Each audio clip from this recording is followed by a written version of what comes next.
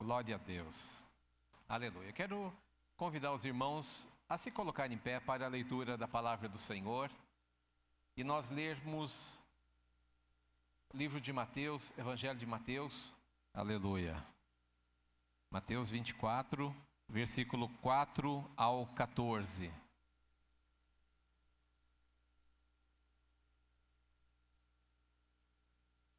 Vejamos o que diz a palavra do Senhor.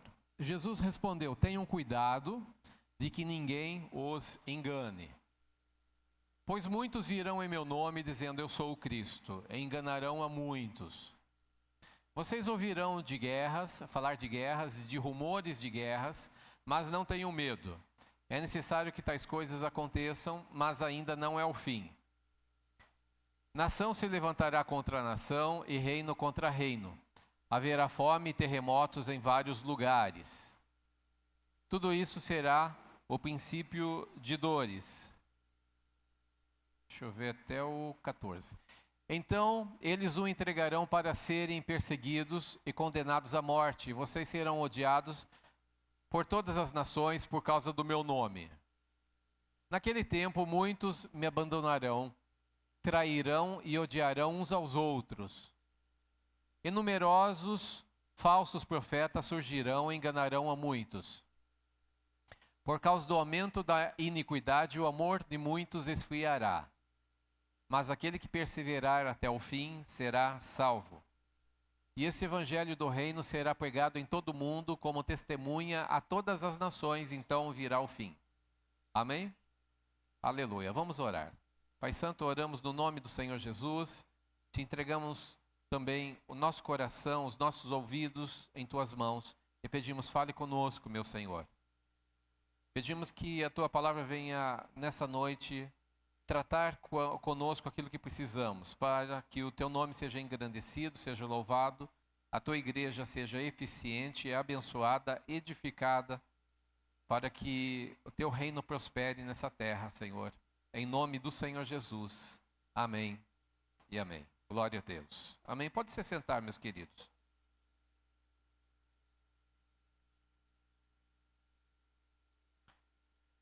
O Senhor Jesus dá vários sinais aqui nos momentos que antecedem a sua volta, não apenas que antecedem, mas ao longo da história. Não quer dizer que isso vai acontecer apenas na véspera da sua volta.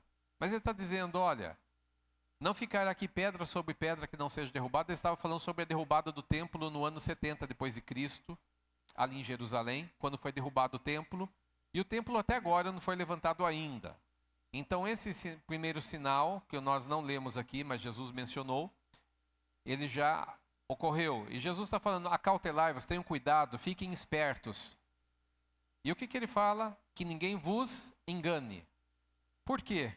Porque a obra do engano estará solta no mundo ao longo da história da igreja. Muito obrigado, viu? Deus te abençoe. Estará o engano, o trabalho do engano do inimigo estará principalmente em relação à igreja.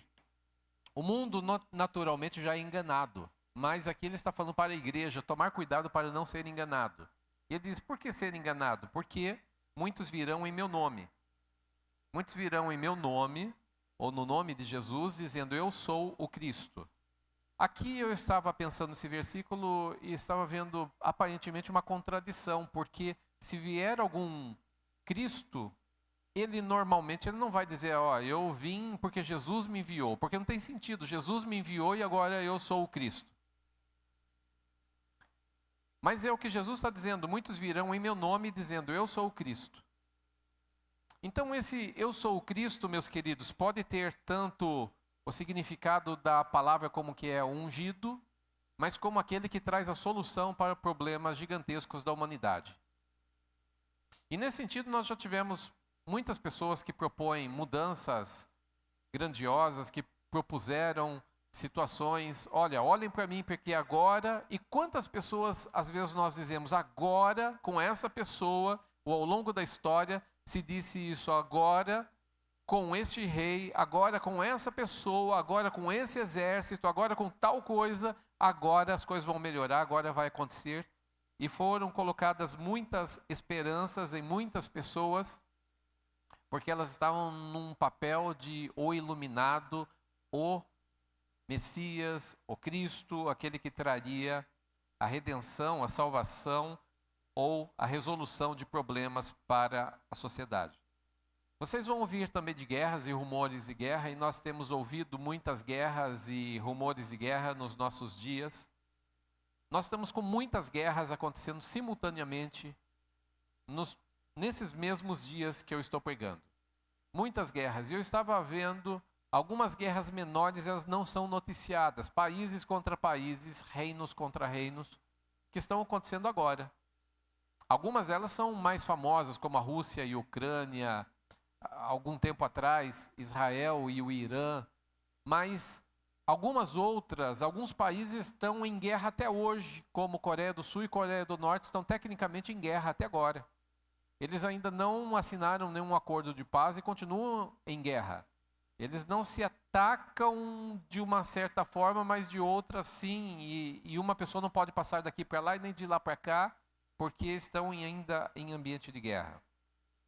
E isso acontece bastante, e Jesus está dizendo, olha, não fiquem assustados, porque é necessário que essas coisas aconteçam, mas ainda não é o fim, quando essas muitas guerras estiverem acontecendo. Então, porquanto se levantará nação contra nação e reino contra reino, e haverá fomes e pestes e terremotos, e nós temos visto isso em abundância no nosso planeta, em vários lugares, em muitos lugares até simultaneamente. Mas todas essas coisas são o princípio das dores. E aqui, o princípio das dores é comparado a uma mulher grávida. Aqui, o momento ali que se sabe que ela está quase perto para dar à luz é quando começam essas dores de parto, que vão se intensificando, mostrando o fim. Então, vos hão de entregar para seres atormentados e matar-vos-ão, e sereis odiados de todas as gentes por causa do meu nome. Nesse tempo, muitos serão escandalizados e trair-se-ão uns aos outros, e uns aos outros se aborrecerão. Amados, esse texto está falando de uma grande perseguição essa ao longo da história. Mas eu quero dizer uma coisa para vocês. Nós tivemos uma grande perseguição ali na época do Império Romano, quando se perseguiu, e nós até cantamos a respeito disso, a respeito do tempo do Coliseu, a respeito do tempo em que se matavam muitos cristãos ali, e isso impressionou muito a igreja. Mas eu quero dizer para vocês que o Coliseu não significa nada diante de perseguições que aconteceram ao longo da história, que são muito maiores do que o Coliseu. Como, por exemplo, na Idade Média, no período da Contra-Reforma, em que a Igreja Católica perseguia muitas pessoas ali convertidas na época e ali tiravam a vida de muitas pessoas. Milhares e milhares, não se tem conta de quantas pessoas foram mortas. No nosso país mesmo e em muitos outros países do mundo. Então, inclusive os Estados Unidos foi fundado sob essa bandeira, uma liberdade religiosa, porque estavam sendo perseguidos na Inglaterra e muitos ali ingleses fugiram na ocasião. E assim eles encontraram um lugar ali que era um lugar nativo ainda, um lugar que não tinha cidades, não tinha nada. Sofreram muito para colonizar aquele lugar e ali eles encontraram paz. Então, a Constituição americana foi feita principalmente em cima de liberdade de culto, liberdade de expressão, porque a liberdade era o que eles mais precisavam, porque eles estavam sob uma grande pressão na ocasião. E essa época chamada Idade das Trevas, foi uma época muito dura, porque muitas pessoas foram mortas. E depois, ali entre o século XV e século XVI, que aconteceu muito disso, foi, de certa forma, acalmando um pouco, mas sempre teve perseguição em algumas partes do mundo, aconteceram perseguições, mas o que está acontecendo nos nossos dias é o que eu quero falar. E nós chegamos nos dias atuais e nós não temos muita noção. A igreja em Piracicaba ela é muito perseguida. Eu lembro de quando eu era criança, não era como nós temos hoje. Era muito comum quando estávamos cultuando, em algumas igrejas, às vezes tinha que ficar meio esperto, porque voavam ovos dentro da igreja, pedras e outras coisas, sobre o telhado, as vidraças da igreja. Quantas pessoas passavam e apedrejavam as vidraças das igrejas, às vezes miravam o pastor lá na frente, chegava na porta e mandava alguma coisa lá dentro, e jogava para machucar pessoas mesmo. Isso aconteceu muitas vezes. era uma perseguição que já tinha a ver com violência. Pessoas que eram muito perseguidas, pastores. Um pastor aqui da cidade de Piracicaba mesmo, ele saiu fugido da cidade de Piracicaba, e na época ele não tinha carro, ele tinha uma bicicleta, e ele sai com a sua bicicleta da cidade, e ele diz: eu nunca mais volto nessa cidade, porque ali ele estava sendo perseguido, e as pessoas foram acompanhando ele até certo ponto, dizendo: se você não sair dessa cidade, você vai apanhar até que você não vai conseguir mais levantar do chão. E ele sai daquela cidade, ele amaldiçoa a cidade de Piracicaba, ali chacoalhando a poeira dos seus pés, dizendo: eu não volto mais nessa cidade, porque eu fui grandemente perseguido. E não é só a cidade de Piracicaba, mas nós já passamos muitos momentos de perseguição ao longo do tempo. Nós estamos vivendo dias em que eu julgo, e quero chamar assim, que o Brasil está vivendo hoje numa bolha. Uma bolha da realidade. E essa bolha não corresponde àquilo que o resto do mundo está vivendo. E por nós estamos num país, de certa forma, pacífico, mas de certa forma, um país que hoje não está prendendo cristãos dessa forma, declaradamente, não de forma declarada, mas de uma forma não declarada, está fazendo. E o que acontece é que muitos países do mundo hoje, neste ano mesmo que nós estamos sendo duramente perseguidos por causa do nome de Jesus. Pessoas estão sendo mortas, igrejas destruídas, igrejas sendo queimadas. E eu quero falar um pouco a respeito disso.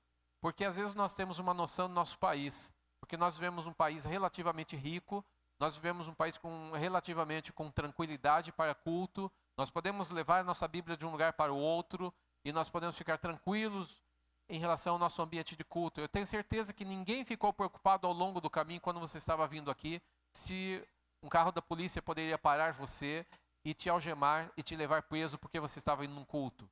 Ninguém deve ter se preocupado com isso, porque nós não estamos vivendo isso. E o fato de nós não estarmos vivendo isso nos desliga de uma realidade, aquilo que está por acontecer. Porque em alguns países do mundo, preste bem atenção, aquilo que as pessoas dizem a respeito dos 7 anos da tribulação, eles já estão vivendo isso. Já estão vivendo bem isso. Famílias estão sendo mortas por causa de Jesus. Pessoas estão sendo enforcadas por causa de Jesus. E eu quero dar alguns dados aqui para os irmãos. Essa perseguição, ela tem vários níveis. Vamos colocar que ela tem vários níveis. E às vezes nós temos que detectar esses níveis para prestar atenção. Ela vai desde uma discriminação social. Você é crente, e zombar da sua fé, zombar de você, não deixar que você tenha um emprego em algum lugar porque você é cristão. E essa perseguição, ela vai até uma violência extrema e até genocídio. Ela pode chegar a vários níveis diferentes, inclusive mudanças de lei no caminho. E quero falar um pouquinho a respeito dessas formas de perseguição. Jesus cita algumas delas aqui. É violência física. Violência física com prisões, torturas e assassinatos estão acontecendo. Quero dar uma informação pequenininha para vocês. Recentemente, uma família foi pega com uma Bíblia na Coreia do Norte. E essa família toda foi para o campo de concentração, trabalho forçado. E o que é campo de concentração, trabalho forçado na Coreia do Norte? É trabalhar 20 horas por dia. 20 horas por dia e ser penalizado sempre e constantemente com pouco alimento, pouco tempo de sono. No outro dia você tem que acordar com todo o vigor de novo, trabalhar mais 20 horas e não para. Não tem sábado, não tem domingo, não tem feriado, não tem nada. E essa família tinha uma criança de 2 anos. E essa criança de 2 anos foi sentenciada à prisão perpétua junto com a família. Criança de 2 anos está no campo de trabalho forçado e assim que ela conseguir levantar qualquer objeto, que ela tiver força para isso, ela vai começar, a partir daí, pelo resto da vida dela, a trabalhar Isso quando eles não enforcam as famílias. Quando eu digo família, não estou falando apenas aquele núcleo familiar, mas isso vai de irmãos que não moram na mesma casa, primos, tios, sobrinhos. Eles pegam todo o núcleo familiar de uma redondeza e eles aplicam uma severidade muito grande. Também outra forma é restrição legal quanto à fé, mudança de leis. Começam a proibir cultos, igrejas são fechadas, pastores são presos. Uma das formas é essa daí. Isso daí está acontecendo em vários lugares do mundo.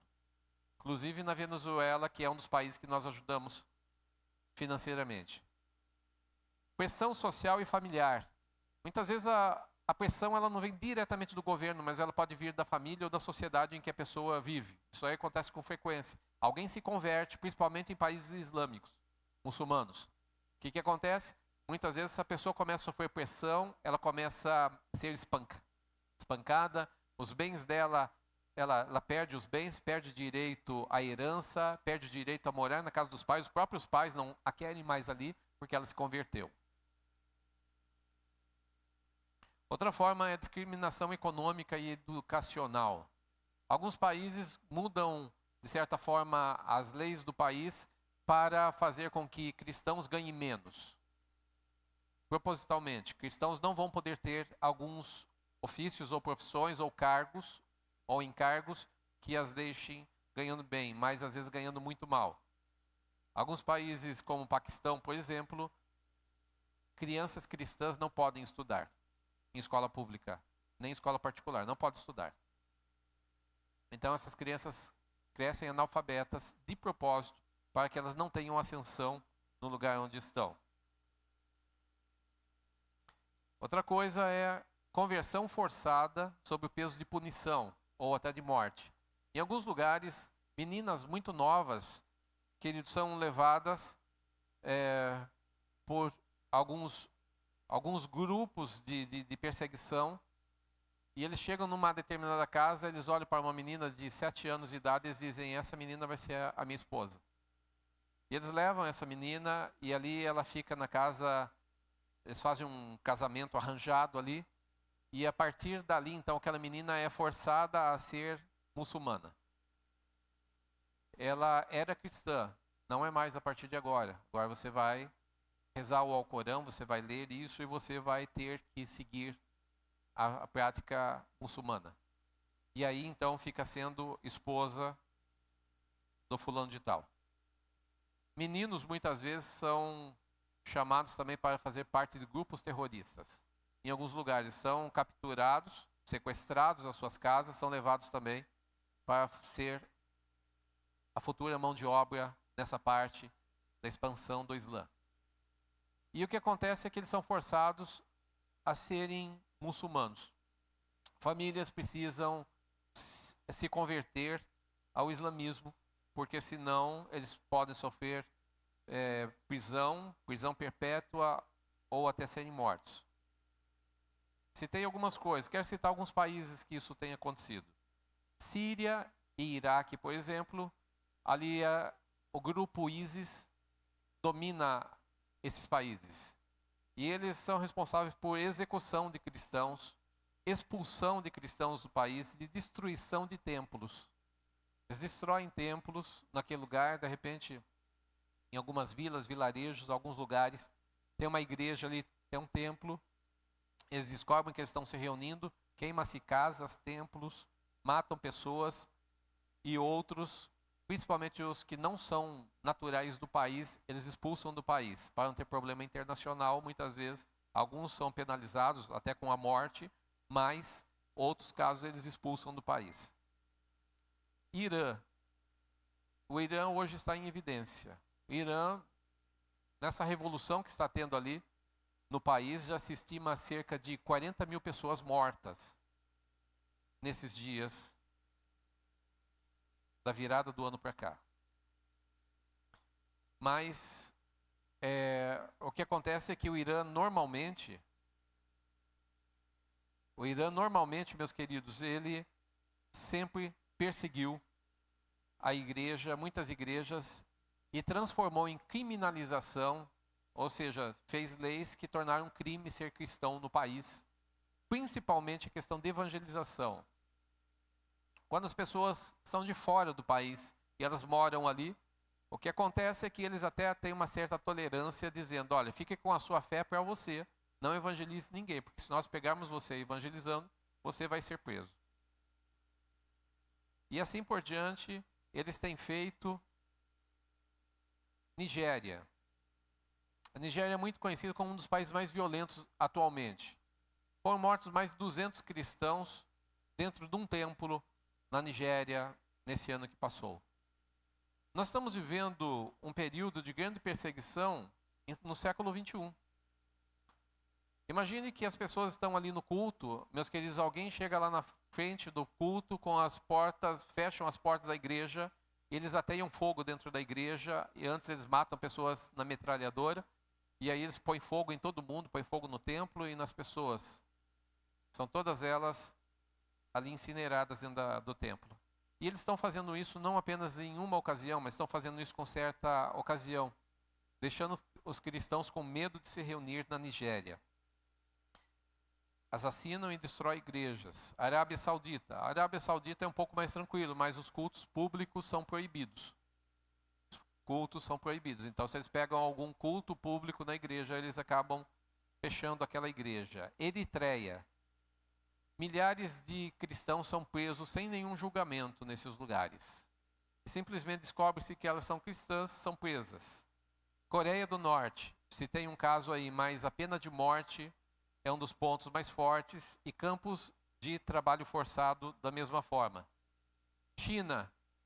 A China, só as igrejas estatais, igrejas que têm o carimbo do Estado, é que podem ficar abertas. Igrejas que não aceitam culto ao imperador não podem ficar abertas. Eles removem principalmente o símbolo da cruz dessas igrejas e no lugar colocam ali um pôster enorme do presidente do país. Isso tem acontecido. A China tem um cuidado de monitorar todas as igrejas, todos os pastores do país. Eles têm feito um trabalho gigantesco nessa parte, de que se alguém... A China trabalha muito com a questão eletrônica de créditos, e o dinheiro lá não é mais físico praticamente. E o que acontece é que você tem um direito como cidadão a comprar e a vender coisas. Você ganha um crédito, você tem um crédito da parte do governo, porque o governo é o controlador de toda essa situação. E se você for um cristão, você perde direito aos seus créditos para comprar coisas, vender, para você se locomover de um lugar para o outro. Você perde direitos de ser um cidadão realmente por ter sido descoberto que você é cristão. Índia. Tem havido perseguição e muitos ataques em vários pontos da Índia, não oficialmente no país todo, mas em vários pontos. A criminalização da conversão acontece com frequência. Paquistão levantou a chamada leis de blasfêmia, e elas são usadas para criminalizar todo cristão. Então, qualquer coisa que se fale no nome do Senhor, se leia um texto da Bíblia, é blasfêmia para eles. Qualquer coisa que dê a entender que está indo para outra religião, eles tornaram leis, isso em leis, e eles acabam prendendo muitas pessoas. Quero dar algum dado para você muito interessante. Mais de 300 milhões de cristãos vivem sob perseguição no mundo atualmente. 300 milhões de cristãos vivem sob perseguição no mundo. E milhares deles são mortos todo ano. Milhares de cristãos são mortos todo ano, e nós não ouvimos falar disso na mídia. E por nós não ouvirmos, nós achamos que não está acontecendo. O século 21 tem algumas características. A perseguição e morte que nós temos tido no século 21 a cristãos não são as mais severas que já houve na história. Mas ela tem 3 características assustadoras. Ela é a mais ampla de toda a história. Porque em alguns momentos essa perseguição ela é por um tempo menor ou por uma localidade. A localidade era menor, mas no século 21 ele está com algumas coisas muito assustadoras, que é mais ampla de toda a história, geograficamente falando. Você pegar vários países do mundo, países grandes, gigantescos, em vários pontos do mundo, acontecendo ao mesmo tempo. Segundo ponto muito interessante. Essa perseguição que está acontecendo é uma perseguição invisível diante da mídia. A mídia não divulga propositalmente. O que não aconteceu em outras fases e outras perseguições ao longo da história. Essa é a menos visível de toda a história. Terceiro aspecto, é uma perseguição contínua, ela não cessa. As outras perseguições ao longo da história, elas tinham começo, tinham auge, tinham final. Essa perseguição que nós estamos vendo já durando décadas e décadas, ela atravessou o final ali do século XX, entrou no século XXI com tamanho gigantesco e ela não cessa. Ela é contínua. E o Brasil precisa acordar em relação a isso. Nosso país, como eu disse no começo dessa mensagem, está vivendo uma bolha. Nós achamos que não está acontecendo porque não acontece com a gente. A minha casa não foi queimada, então está tudo bem. Os meus parentes não foram mortos na forca, então está tudo bem. E nós estamos, meus queridos, cegos, nós estamos surdos e apáticos em relação ao que está acontecendo, porque a volta do Senhor Jesus está bem breve por acontecer. E por nós não estarmos vendo essa perseguição, então nós achamos que está longe, que está distante. Nós estamos discutindo alguns temas teológicos a respeito se vai entrar na tribulação, se não vai, se vai ser no meio da tribulação. E estamos preocupados com o que nós estamos comendo, bebendo, se vamos nos casar, se estamos fazendo festa, os feriados que nós temos no país. Mas nós não estamos preocupados, porque os sinais estão diante dos nossos olhos. O Brasil vive um sono espiritual. O Brasil é um gigante, como diz o hino nacional brasileiro, deitado eternamente em berço esplêndido, ao som do mar e à luz do céu profundo. É um gigante adormecido. Já se cantava a respeito disso há muito tempo atrás. Espiritualmente falando, nós não estamos preocupados em interceder pelos nossos irmãos e nos preparar para a volta do Senhor Jesus, porque nós somos como naquela passagem das 10 virgens, aquelas que estão adormecidas. Eu falo isso em relação ao contexto da igreja brasileira. E é importante que eu diga essa mensagem, pregue a respeito disso, porque é necessário que nós acordemos e nós percebamos o que está acontecendo diante de nós. Não é porque você não vê as grandes emissoras de televisão do país divulgando essas coisas, elas omitem de propósito. Porque quando você sabe de uma informação, você se prepara. Mas quando você não sabe, você fica alheio ao que está acontecendo. O Brasil também vive um sono moral. Sono moral, nós vivemos um sono do tudo é permitido no nosso país e não tem nada a ver. Não tem nada a ver, nós dizemos isso com frequência, nós estamos preocupados com o nosso bem-estar social, mesmo muitas vezes a igreja brasileira, ela está namorando a imoralidade constantemente. Mesmo dizendo que ela é de Jesus, ela vive no seio da igreja brasileira, nós encontramos escândalos terríveis, acontecendo simultaneamente. E por que isso acontece? Porque nós estamos vivendo um sono moral. Nós também estamos vivendo um sono social. Estão mudando leis no nosso país diante dos nossos olhos. E muitas vezes eu converso com os cristãos e ele diz, não tem nada a ver isso. Isso aí não vai dar em nada. Irmãos, estão mudando muitas coisas. Para vocês verem e perceberem, quando eu era criança, tinha aula de religião dentro da escola e se podia falar abertamente sobre o nome de Jesus e ler a Bíblia. Mas hoje em dia se diz que a escola é um lugar laico. Um rapaz que usava ali o seu violão durante o momento do intervalo da escola, e ali ele tocava algumas canções, levava o seu próprio violão e cantava ali, quem queria chegava até ele. Ele foi proibido e foi processado. Por que ele foi proibido e processado? Porque se ele faz isso, qualquer outra religião pode fazer também. Tenho certeza que ele sabia o que estava fazendo, porque ele estava testemunhando a respeito do Senhor Jesus. E o que nós vamos fazer? Quantas leis estão sendo mudadas para privilegiar perseguição à igreja sem que a gente perceba? Elas estão vindo camufladas, irmãos. Elas estão vindo, muitas vezes, nós ouvimos uma parte da lei e a gente fala, não, mas parece que não tem problema nenhum. Mas no meio daquele pacote, tem uma armadilha escondida, que pode ser processado algum cristão com facilidade ali na frente. Nós vivemos também um sono em relação às intercessões, porque é necessário que nós nos despertemos para interceder não só pela nossa pátria brasileira, mas pelos países que estão em perseguição também, para que o evangelho chegue lá dentro da Coreia do Norte. Que Deus, Jesus esteja visitando os norte-coreanos enquanto eles dormem. Porque tenho ouvido falar que ele tem visitado, muitos árabes têm se convertido porque em alguns lugares o Islã prende, amarra, tranca todas as coisas, possibilidades de evangelismo. Mas Jesus tem chegado naqueles lugares porque há muita gente intercedendo. E quando eu prego a respeito disso, é necessário que a nossa igreja também se levante como uma igreja missionária, uma igreja que intercede, uma igreja que tem consciência. Amados, quando você dá a sua oferta, não ache que você está fazendo um favorzinho para alguém que está do outro lado. Você tem que saber que você é participante de algo que está acontecendo, porque a igreja é uma só no mundo. E se estão mexendo com os meus irmãos na China, estão mexendo comigo.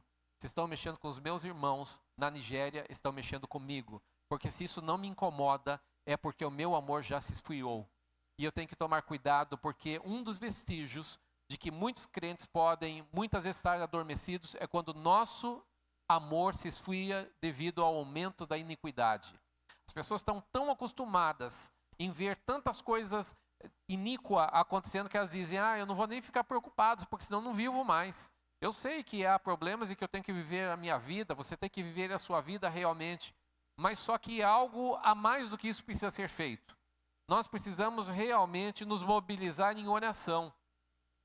Que importante é quando a igreja, ela toma partido nisso e ela diz, nós não vamos aceitar essas coisas, nós vamos nos levantar no nosso país. Irmãos, a partir do nosso país, quantas coisas estão sendo mudadas? Eu recebo muitos informativos de coisas que já estão tentando há décadas criminalizar os cristãos do nosso país. Muitas coisas já estão acontecendo. Inclusive a tentativa de fechamento de igrejas. Já em muitas ocasiões. Igrejas que não obedecem, alguns requisitos precisam ser fechadas. Mas a hora que você vai ver os requisitos, eles não são tão importantes assim. Eles são desculpas para se fechar uma igreja. Desculpas para se prender um pastor. Se um pastor não fizer um tal de tipo de casamento de um grupo social, ele tem que ser processado e preso. Por que isso? Porque é uma perseguição que já está vigente no nosso país, mas disfarçada. Mas ela está acontecendo. Eu espero que o Senhor esteja abrindo os nossos olhos nessa noite, abrindo os nossos corações, para dizer, ora vem Senhor Jesus. Porque para muitos crentes, meus queridos, eles não estão esperando 7 anos da tribulação, muitos deles já estão no meio da tormenta. Mas você pensa que eles são menos crentes porque estão no meio da tormenta? Eles são mais crentes do que nós. Porque aqueles que amam o Senhor Jesus diante dos campos de concentração, prisões, pessoas que estão sendo mortas, isso muitas vezes, alguns deles renunciam à fé. Realmente, abandonam a fé. Jesus disse, muitos vão se trair nesse período, ao longo da história. Alguns vão entregar outros. É pai contra filho e filho contra pai. Muitas vezes, algum de dentro da casa vai entregar o outro para ser penalizado ou traído. Mas é necessário que nós analisemos a nossa fé. Porque tantas pessoas se magoam tão facilmente com tão pouca coisa acontecendo, que são coisas tão infantis. Enquanto tem irmãos que, se eles ouvirem as coisas que fazem os cristãos do nosso país desistir de ir numa igreja, eles riem, dizendo, lá no Brasil, vocês deixam de ir numa igreja porque alguém não deu atenção para vocês?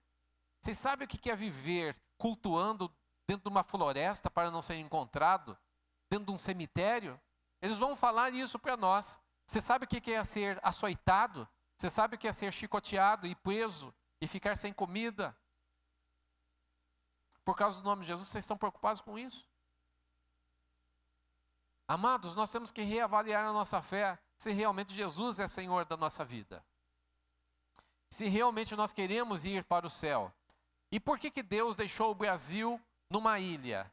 De certa forma, diferente do que está acontecendo em muitos outros lugares do mundo, para que o Brasil tenha tempo para preparar missionários e tenha capacidade financeira de enviá-los e mantê-los no campo. Em alguns lugares eles não têm como preparar missionários, porque os missionários são mortos. mas Deus deu essa possibilidade no nosso país, ser um referencial. Então, em algumas situações, Deus permite que em alguns lugares haja paz, porque Ele tem segurado a paz de propósito, de certa forma, mas a pressão ela existe. Porque o reino das trevas está avançando sobre o nosso país a cada dia. E a igreja ela precisa se levantar, porque a nossa luta não é contra a carne, nem contra o sangue, mas contra principados, potestades, hostes espirituais da maldade.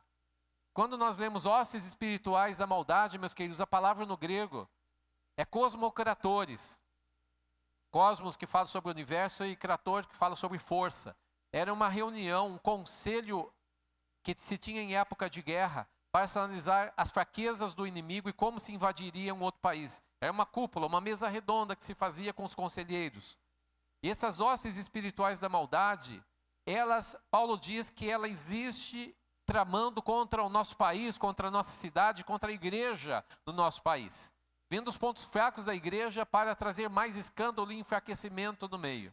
A nossa luta não é contra pessoas, mas é contra esses cosmocratores que têm olhado e eles têm um dossiê completo da igreja brasileira para saber onde vão atacar e como vão atacar.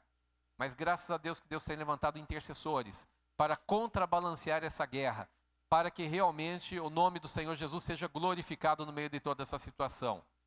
Eu não sei se você se julga, meus queridos, um cristão fraquinho que está rastejando, ou se você se julga como um soldado no campo da batalha.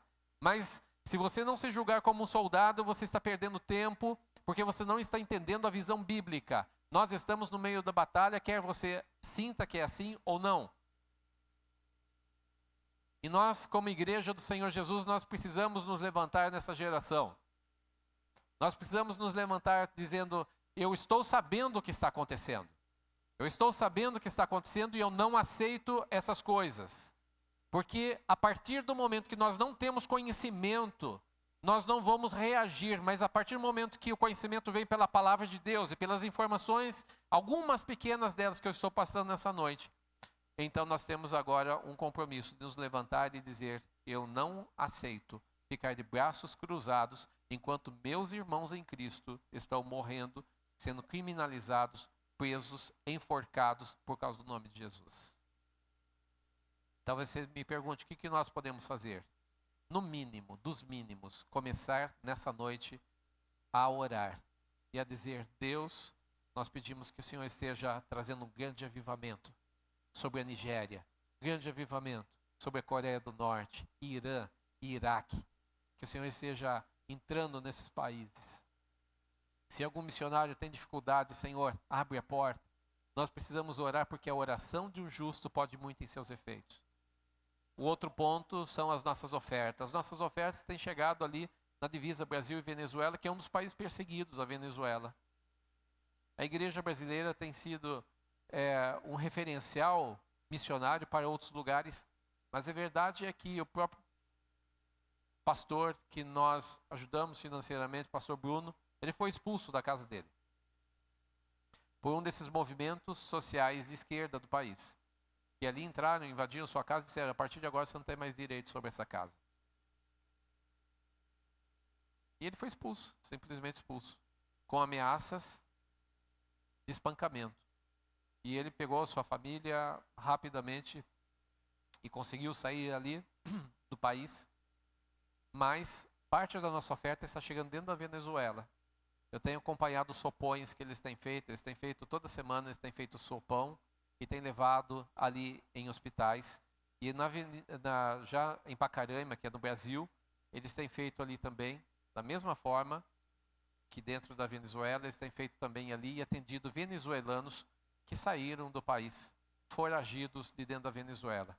Estão vivendo hoje ali embaixo de algumas barracas, mas sem roupas, documentos, alguns deles não têm alimento, não tem nada. E parte da nossa oferta está ajudando a fazer isso. Tem recebido esses vídeos constantemente e o agradecimento deles porque sua oferta tem chegado nesses lugares. Meus queridos, nós devemos nos mobilizar realmente. E não ache simplesmente que o que estamos fazendo está bom. Está muito abaixo do que precisa ser feito. Mas graças a Deus que estamos fazendo alguma coisa. Gostaria eu que Deus levantasse todas as igrejas brasileiras para investir em missão. Eu não sabia dessa importância antes. Confesso que fui pastor durante anos e eu não enxergava isso com nenhuma relevância. Mas comecei a enxergar isso. Depois que nós abrimos a igreja Discípulos do Caminho, comecei a perceber a importância, entrando em contato com alguns missionários, dos quais vocês sabem, dos quais nós estamos ajudando. E hoje tenho visto um despertamento nos jovens da nossa igreja. Alguns deles têm se levantado para o trabalho missionário. Glória a Deus por causa disso. Mas Deus pode levantar outras pessoas. Você pode ser tanto um missionário em tempo integral, como a Maiara. Você pode ser um missionário que você diga assim, eu não vou ser em tempo integral, mas eu quero ir em um desses lugares para ver como é, eu quero fazer parte. Como a Lari narrou aqui, a experiência que ela teve ali em Vargem Grande, no Maranhão. Irmãos, às vezes nós estamos aqui na cidade de Piracicaba, insistindo para algumas pessoas entregar a vida para Jesus. E a gente fala, ora, intercede pela pessoa. Você vai num desses lugares que estão sedentos, você lança a rede. São tantas pessoas que entregam a vida para Jesus de imediato. Porque a sede é grande. A sede é grande, elas não estão esnobando a comida do reino de Deus, porque a sede e a fome é grande nesses lugares. E é tão bom a gente ver que você pega o evangelho ali, as pessoas vêm e falam, meu Deus, é o que eu estava precisando para a minha vida, eu quero Jesus. E a gente fica muito emocionado porque você vai ver que as pessoas estão debilitadas e elas estão com carência em todas as áreas da vida dela, inclusive espiritual. E graças a Deus, porque no meio dos grandes problemas que ela tem na parte social, na parte nutricional muitas vezes, a igreja chegando até ali, às vezes trabalhando na parte social, em alguma obra social, levando alimentos e roupas, carinho, às vezes um abraço para essas pessoas, elas abrem o coração, abrem a casa delas ou abrem o espaço da vida delas para ouvir o evangelho e muitas delas têm se convertido, têm se entregado ao Senhor Jesus. Então, eu digo isso para vocês, nós precisamos realmente de um despertamento, porque a igreja de Piracicaba, a nossa igreja aqui, ela é uma igreja pequena em relação a muitas outras igrejas, mas é uma igreja relevante. Uma igreja relevante porque tem havido um despertamento. E glória a Deus por causa disso. Eu tenho certeza que alguns movimentos que estão vindo aí também vai servir para acordar a igreja brasileira. Porque ela precisa acordar. Nós precisamos acordar, nós que já estamos trabalhando nisso, precisamos acordar, despertar e dizer, eis-me aqui, Senhor, em que eu posso ser útil. Porque Deus tem trabalhado e muitas vezes, aquele versículo que a Lari leu no começo, é muito importante. Provérbios 11, 24, acho que ela leu. E ali está falando que Deus dá recursos nas nossas mãos para que nós investamos nas coisas que Deus tem esperado. E muitas vezes Deus tem dado recursos nas suas mãos para que você possa se levantar e dizer, eu quero investir no reino de Deus, eu quero fazer expandir o reino de Deus.